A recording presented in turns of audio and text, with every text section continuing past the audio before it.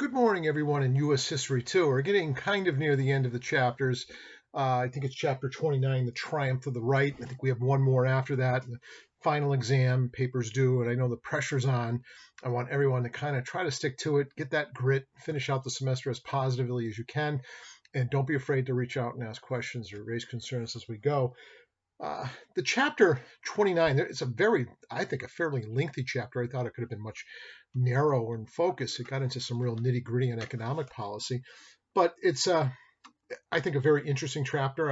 I was a young man in the 1980s. I went through most of my college years in the 1980s, although I went back to college just a few years ago as well. I like to think I'm a lifelong learner, but the point is I remember a lot of these events in the moment when they happened, and I find that the author's interpretation, and not just one author, it's multiple, it's a conglomeration of authors, uh, did a very good job on it and really spelled out some of the nuances that were occurring in history. And history looks through different lenses. And I think this group of authors that put this chapter together tried to give that different perspective because it's complex. It's a very complex era.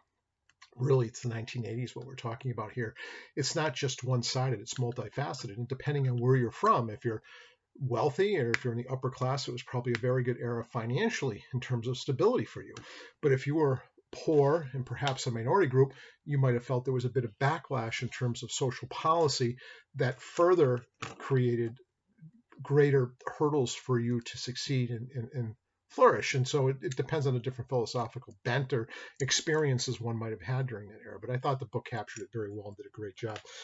And I love the title, The Triumph of the Right, because we're leaving the period of time after Lyndon Johnson. We had a period of Richard Nixon, who was actually a pretty progressive conservative as part of the Republican Party, although staunchly anti-communist in rhetoric.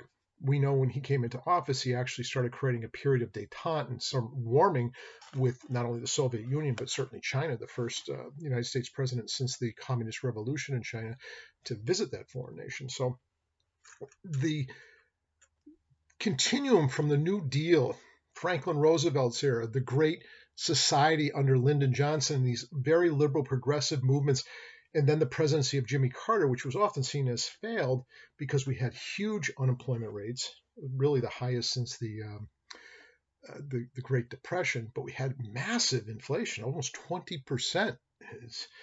I mean, if you really want to know what I mean by inflation, what you paid for today next year would be 20% higher, not because of increased value, just because of the concept of inflation. And so the attempts by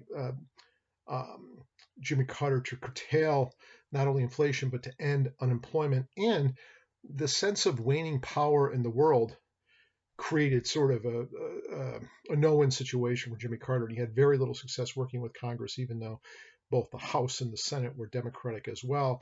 They pushed back against many of the proposals he tried to push through. And this gave rise, partially because of a reaction, just like there is everything in history. This brings up a good topic, I mean, a good topic, but one of my favorite topics, going back to when I was a student at community college in the 1980s. My closest living friend, my mentor, my best friend, passed away years ago, but this guy, his name's Greg. We went to Springfield Technical Community College together. We didn't meet there, but we met very close in time to when we started there. And when I graduated from there the same year he did, he gave me a book by Arthur Schlesinger Jr. He was the historian under the John F. Kennedy administration, a period of time, I think also the press secretary or one of his press secretaries during his administration. But he's a great historian, and he wrote this book called Cycles in American History. And that's what we have in politics. And a lot of this chapter is about politics and political ideology, how it swings back and forth. And we know the New Deal and the Great Society under Lyndon Johnson, and even the progressivism under Nixon in terms of some of the social policies continuing from the New Deal legislation, a backlash occurs. Cycles, it's cyclical, it moves back and forth. The pendulum of history swings back and forth. And that's what happens in the 1980s, is we are going to swing to the right. And I thought the author did a nice job. The actual drafter of this sentence I thought was fantastic. It says, it's a countless ordinary citizens, newly mobilized Christian conservatives in particular, help the Republican Party steer the country rightward. Enduring conflicts, these are tensions that have always been in our history, in our country, over race, economic policy, sexual politics, foreign affairs, fatally fractured the liberal consensus that had dominated American policy since the presidency of Franklin Roosevelt. And the new right wing attracted support from Reagan Democrats, they were called, blue collar voters who lost faith in the old liberal paradigm, if you will, both in terms of foreign policy and domestic. My father was a perfect example. He's croaked, he's dead, he's been dead for a while, but he was a traditional FDR guy, believed in traditional social policy until in his mind, and like in many people's mind, it becomes too liberal, it becomes too enabling, and there was a sense of weakness in national affairs as well. And I remember my father reluctantly, because he was a strong union guy, but swinging over and actually being very supportive of Ronald Reagan, and that only drifted when Ronald Reagan ended the employment of the Air Traffic Controllers Union, went on strike, and Ronald Reagan fired them all and replaced them with initially military personnel, then non-union members later on, and that soured my father to Ronald Reagan. But the principles of Ronald Reagan, the conservatism, the social policy of reduced taxes, less on social programs, more on military armament, in cutting out government. In Ronald Reagan's famous speech, I don't know if it was during his inauguration at one time, but the problem with government is government. And what government needs to do is just to get the hell out of the way. And that became a popular mantra in the 1980s. So the new right harnessed a popular distrust of regulations, distrust of taxation, distrust of bureaucracies. And the conservative activists celebrated the end of the hyperinflation of substantial growth within the GDP, meaning the gross national product. We became much more productive during this period of time. So to me, I'm trying to look at it as objectively as I can, but we all have our own biases. I think of the Reagan administration years, of those 8 years of Reagan conservatism. It's not ultra right wing by any means, but it's conservative in terms of tax policy and social spending on welfare programs. And it is progressively, I consider it sometimes progressive, small government, not big government. Did have some successes. There's no question about it that the wealthier part of America became much more wealthy. The poorer part of America didn't really grow. And that's one of the things I think Reagan gets hit on, is that there's a huge demarcation between the poor and the rich. And that's true. But the poor didn't get poorer during his era because of the growth in the GDP and the growth of, or the reduction in unemployment. And I don't like the policy personally, but I got to admit it wasn't a total failure. The trickle-down theory, as the rich and the industries can pump more money into investment, the economy will flourish and it will trickle down to everyone, including the lower classes of society. And arguably there was some truth to that. So the rise of conservatism, there's also, and I like this quote here too, liberalism no longer seemed to offer the great mass of white Americans a roadmap to prosperity, so they searched for new political solutions. And one guy, although a racist initially, was a guy by the name of George Wallace, who fought with these speeches. And I thought that they were very, very popular in although my grandfather died when he was running, he would say things like, he assailed female welfare recipients for breeding children as a cash crop, ridiculed overeducated Ivy Tower intellectuals who didn't know how to even park a bicycle straight. He advanced progressive proposals for federal job training, minimum wage hike, legal protections for unions. So he was kind of a populist character. Reminds me of, in some ways, Huey Long, but Huey Long I don't think was a racist the way George Wallace was. George Wallace wanted to keep segregation alive and well, so he won several of the southern states, and he was doing very well more broadly, even with disaffected blue-collar workers in the Northeast and in the upper Midwest. But we know what happens in May 1972. George Wallace, in the middle of his campaign, after having won the Michigan primary, I mean, he's winning in the North now. This guy might pull it off as a sort of a rejection of very liberalism and social programs at its core. He got shot and he was paralyzed. I think he still became the governor again of Alabama at another time. But he was around for a long time. Near his death, he recanted against racism and stuff like that. So maybe he grew a little bit in terms of the horror that racism is. But he was very popular, and people like Ronald Reagan and other conservatives tapped into that disaffection with American society was going on. There was a rebellion against the liberal hippie days of the 60s. Sexual freedoms became an assault on traditional values. It was the religious right, or the conservatism in religion's faith, there was a backlash with them too. They thought there was a loss of faith in the country, and there was Supreme Court decisions ending things like prayer in school, legalizing by recognition of law the right to an abortion in Roe v. Wade. All of these things started having a backlash, and the new conservative comes out of it. And so what did they need? They needed a new champion, and that what became Ronald Reagan. And books that were coming out arguing against some of these liberal things, whatever.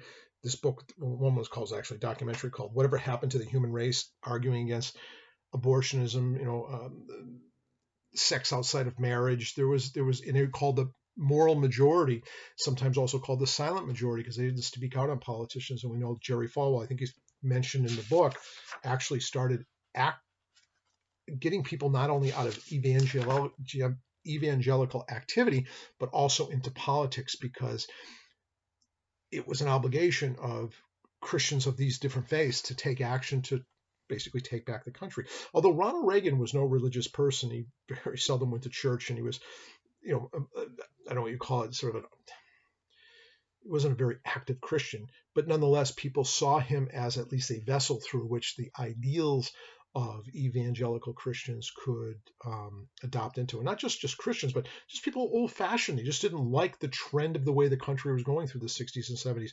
And there was really a vacuum there for conservative political theater and to open up and be successful. And so we know post-Watergate disillusionment with government, everyone was dissatisfied with government. Ford was probably unlikely to win re-election because he pardoned Richard Nixon. He still had the stain of Watergate, even though he had nothing to do with it at all. But he was the vice president under Richard Nixon when he took office. The economy sluggish under Gerald Ford. And it was just a hell of a campaigner, a guy named Jimmy Carter, captured the Democratic nomination, and he won. In a fairly successful campaign. It was close against Gerald Ford, but things implode quickly thereafter.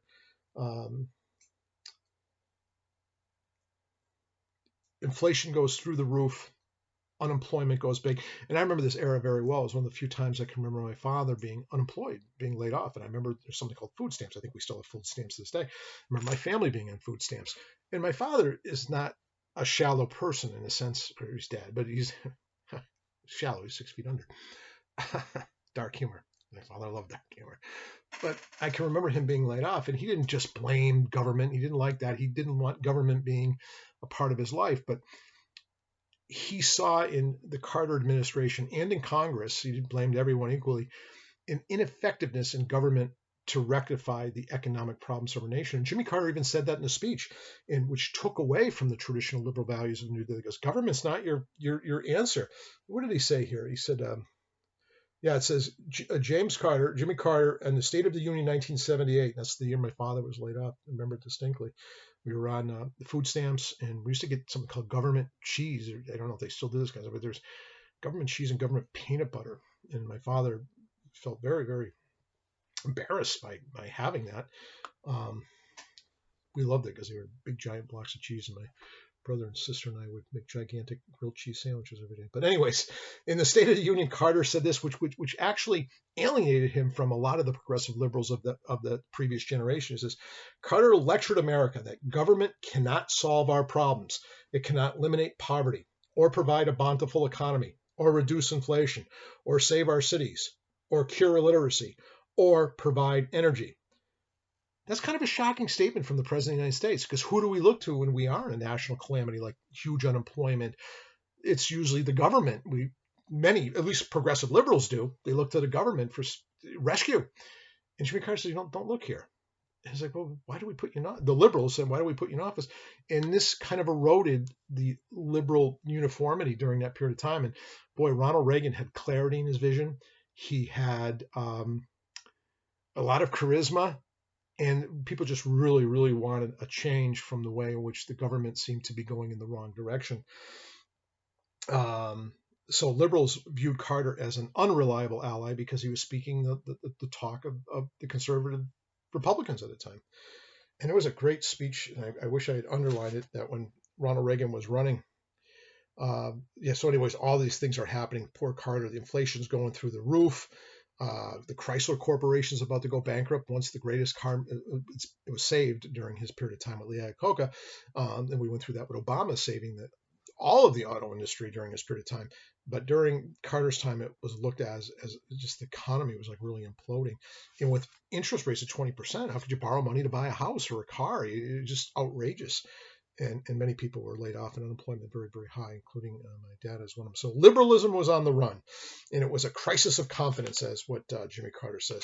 But along comes Ronald Reagan, and I love interest rates up to 18.5. Reagan gave a great speech. And of course, Carter was a very moral, evangelical sort of character. Initially, had a lot of support from him. He did this very, very weird interview with Playboy magazine. It says he has affairs of the heart, and he never cheated on Rosalind Carter, but he told the reporter that he committed adultery many times in his heart. I don't know, if you're trying to run as a very religious person to appeal to religious conservatives, to say that in an interview with Playboy, it undermines even that coalition of support, and he was hurting pretty big.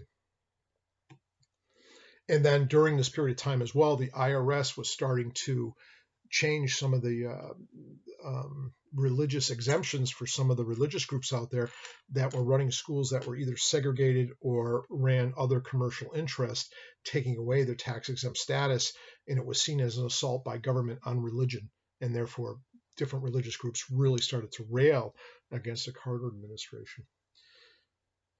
So it says, like George Wallace before him, Reagan exploited the racial and cultural resentments struggling working class voters felt, and there was a lot of it. There's no question about it. It was an undercurrent. Don't forget, busing is happening just in this era. I was a student that was bused, and I remember my parents be outraged by it. The school I went to for elementary school was just down the street from me, and they took me out of the 5th grade and sent me to a different school because of busing. It was required under law, and many people resented government getting in the way of basically our everyday autonomy. It's a huge deal. So the new right had arrived in Washington. Reagan wins over Jimmy Carter in an unbelievable landslide. Many liberals were thrown out of office during a period of time, but there was a great speech he gave. I wish I saw it during the election. What did he say? Oh, yeah. Reagan said, a recession is when your neighbor loses his job. A depression is when you lose your job.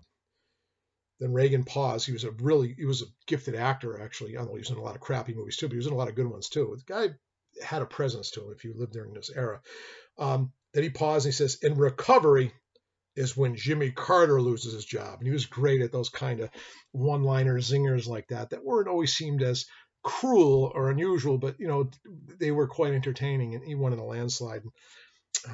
I remember that election night very well because I was always into elections with my dad, and we'd always stay up watch election night. And we saw the writing on the wall. We knew Reagan was probably going to win in a landslide. And the very first election, I wasn't old enough to vote. The second election, I'll be honest with you, I was very young. I was in college, and a lot of people when they're in college, back in that era at least, used to tend to be very progressive and liberal. I voted for Walter Mondale, and my father mocking me endlessly, losing. But when Ronald Reagan won, he won by 51% of the popular vote. But it sounds like, well, then Carter must have got 49. No, he only got 41. That's considered a landslide. Where the other 7 go? There were some third-party candidates. One was a guy by the name of John Anderson, who my sister worked actively for, because my sister hates politicians, generally speaking. So John Anderson was his third-party candidate. Is floating, I think, a lot of crazy ideas, but people are just dissatisfied with politics. And sometimes these third-party candidates come along, like Ralph Nader. I don't know if it's this class, but another class, somebody's doing some papers on third-party candidacies. But every so often, there's a few that act as spoilers. It wasn't a spoiler. Jimmy Carter was going to lose to Ronald Reagan anyways. But look at the electoral college if you follow that, because you can lose the popular vote. Ronald Reagan won the popular vote in the landslide, but look at this landslide: 489 electoral college votes for Ronald Reagan, which only 49 to Jimmy Carter. And then there are other liberal Democrats, George McGovern, who had ran for president in 1972, from North Dakota or South Dakota, I'm not sure which, but he got thrown out of Congress or the Senate, I'm not sure which is. Frank Church, Birch Bayh, all these guys that were liberal progressives of the old New Deal era, they were out. It was a new era coming into power. There's no question about it.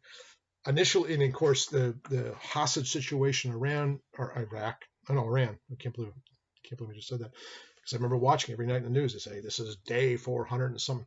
They got a release the day that Ronald Reagan gets inaugurated, because it was a message. Because Iran really disliked Jimmy Carter on foreign policy issues, and so they wanted to send a clear message, as if it was because Ronald Reagan somehow freed the hostages. Ronald Reagan always gets credit for it. Not really anything to do with it that way directly. But Ronald Reagan's economic policy was one called supply side economic. If we just pump the well and start getting industry moving, it would create jobs. Jobs would create demand. It's sort of a backwards, I think it's a bit of a backwards phenomenon. In fact, George Bush, who becomes the vice president under Ronald Reagan for the 2 terms, when he was running for president against him in 1980, actually called it voodoo economics. But in time, although there's a lot of deficit spending, under Reagan's presidency, the economy does improve across the board generally. Is it a disparity in terms of who gets the benefit of the Reagan years? Yes, and there's no question about it. People that were middle class or higher, the highest stations in life, do the best both on tax policy, but also in terms of increased income. But the middle class do fairly solid during Reagan's years too. The poor don't really reap the benefits. They do some. They don't get poorer, but they tend to be locked into a spiraling area of poverty. And these social programs weren't necessarily crushed. Ronald Reagan wanted to, but the New Deal policies like Social Security, basic welfare, unemployment benefits, Medicaid, these things were here to stay, and he had to at least level fund them. And so there was always a safety net for the poorest of Americans, even during Reagan's administration. But were they trying to pull back on these New Deal principles? Absolutely. Unions get crushed during this period of time. Not only did he kill the Air Traffic Controllers Organization, PATCO, Ronald Reagan always, when he campaigned, I'm an old union guy, I'm never going to hurt unions and everything else, but he killed PATCO, and he was fairly anti-union during his presidency. But yet people still gravitated to him, and a lot of them were union members. And look at what this unionized portion of the private sector fell 20%. That's dramatic. From 1980 to 1990, during that 10-year era, union membership basically falters by the wayside. And I think it also falters in the sense that it no longer is uniformly going to support Democratic candidates. I think a lot of union members, including like my dad, for example, supported Ronald Reagan. Tax cuts mostly took a harsh toll on low-income communities of color, because all of the programs that often benefited from federal expenditures were designed under New Deal legislation, or the progressive era Democrats would often be for the poor. And this is getting retracted significantly. And the head of the NAACP, for example, declared that the administration budget cuts had rekindled war, pestilence, famine, and death upon the African American community. So there was, if you look at Reagan's legacy in terms of, if you were a poor African American person, his presidency did you no favors, would be the perspective from that group, minority groups generally speaking. And Reagan, there's no question, I don't think he did it overtly, but he subtly put a wedge in the American outlook over race tension. There's no question about it. I'm a law and order guy. It's time to start basically cleaning up these people who are shiftless, and it was obviously geared towards racial identity. But other people saw it as a fairness issue. It's about equity. We can't just keep pulling out these social programs when they're not actually changing the level of poverty in society.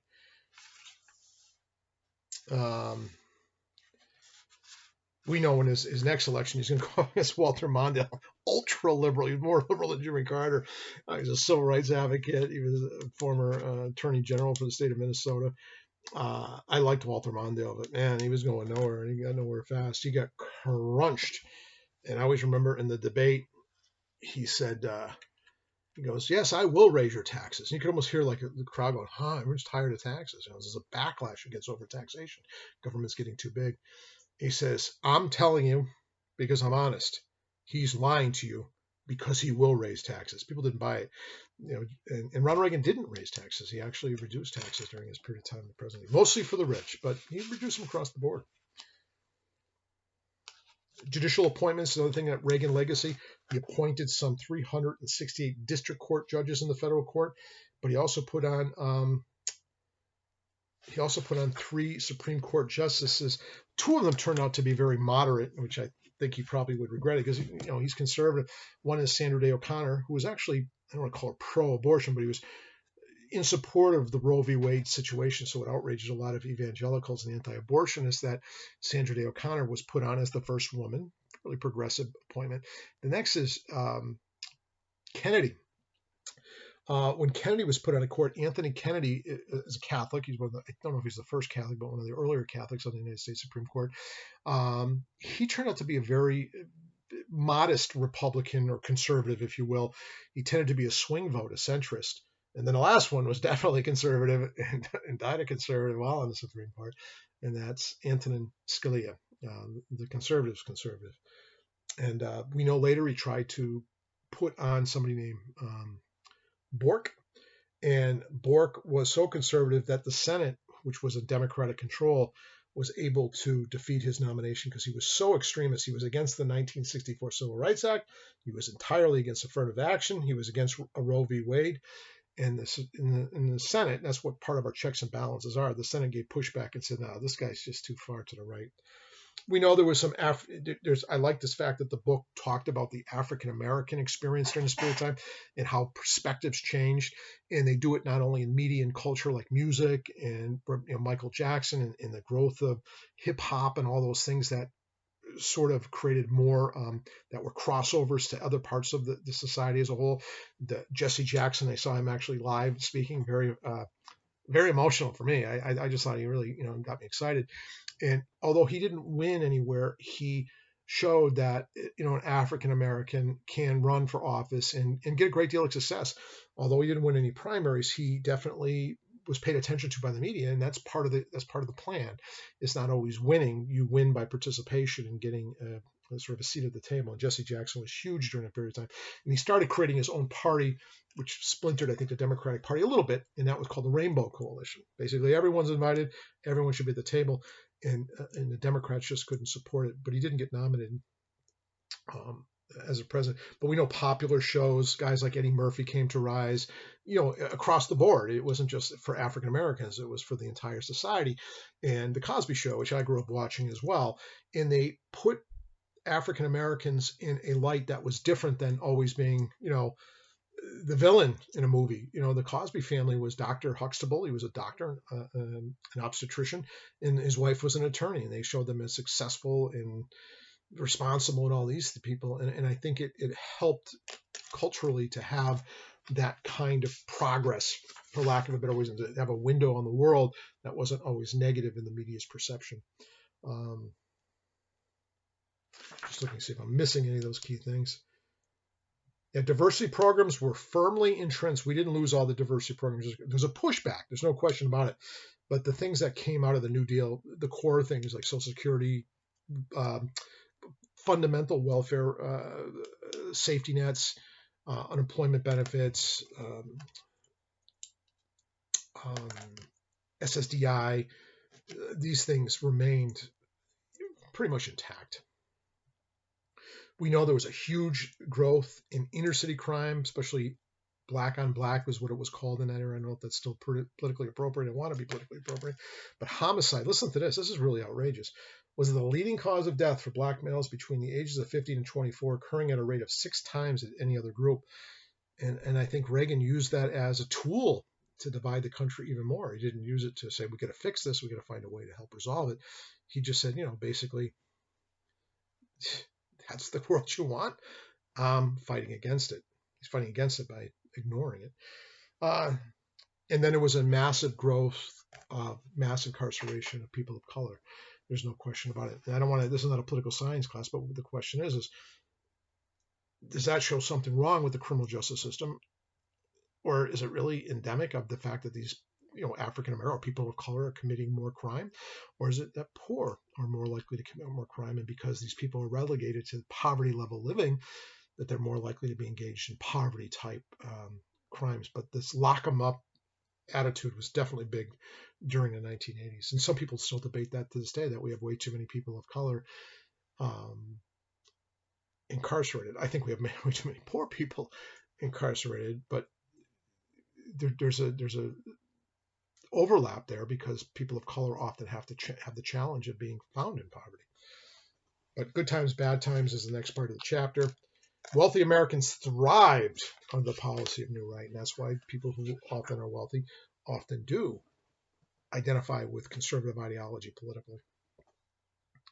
But Ronald Reagan spent a ton of money on national defense. And so with all of the things that were going on, he wanted to cut all these social programs. You think we'd have a balanced budget, which he campaigned on all the time. The reality is we actually, and there's some people argue that that's what helped collapse the Soviet Union, was the arms race got so expensive that eventually it was going to implode the Soviet Union's ability to keep up. Maybe there's an argument that's valid there. I don't know, but Ronald Reagan definitely spent a lot of money. He got ridiculed at the time, but we know we're going in that direction now. It's called the Star Wars program. He didn't call it that. He called it SDI, Strategic Defense Initiative, but it got mocked in the news, and a lot of even people in his own staff said this is just, we don't have the technology for it. We do now, maybe not in the 80s, but we certainly pushed for that. And the religious right increasingly perceived popular culture as hostile to Christian values. Things like MTV, Madonna, like a virgin, all these things were seen as almost antithetical to religious dogma. Personal computers were coming out with that. We know abortion was still being fought over significantly during this year. It still is to this day. Then we talk about AIDS during the right, and Ronald Reagan did ignore, who knows, a number of reasons why, but in his early inception, it was seen as a disease of gay men. It wasn't seen as a national, horrific health crisis that needed addressing, and Ronald Reagan for a long period of time ignored it, and George Bush did too when he came into office in 1988, but eventually action was taken to correct it. And then, of course, his spending, peace through strength, became the process by which we saw our nation, and people did identify that Ronald Reagan finally put us first again in terms of national prowess and power, and nationalism grew significantly during Reagan's era. The invasion of Grenada, Cuba helped support Grenada to become a communist nation. We invaded it in like a 1-week war.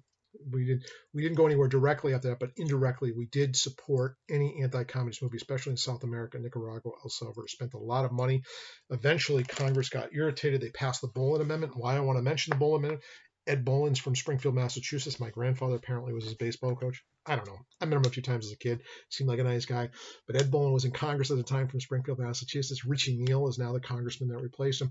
But they passed the Bolin Amendment 411-0. All the Congress wanted that it barred the United States from supplying funds to the Contras right-wing insurgency fighting the leftist Sandinistas government in Nicaragua.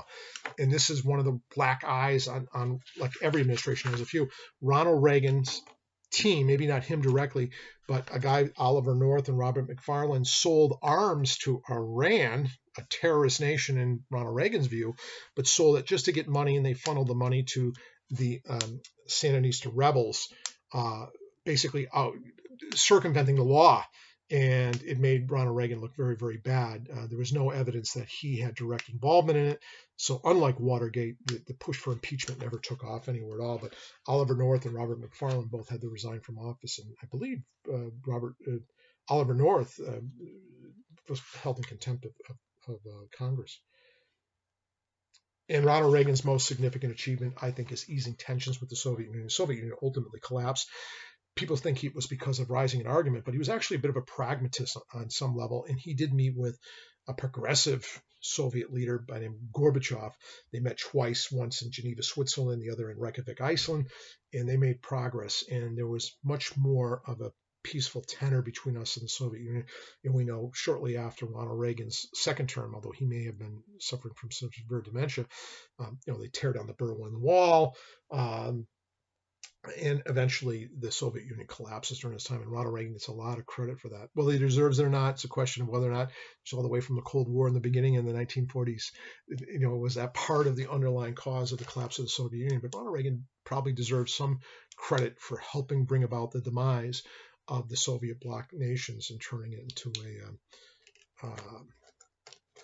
basically an autonomous set of countries like Czechoslovakia, Poland, East Germany, and others become autonomous during that period of time. Hey, I was a bit all over the place.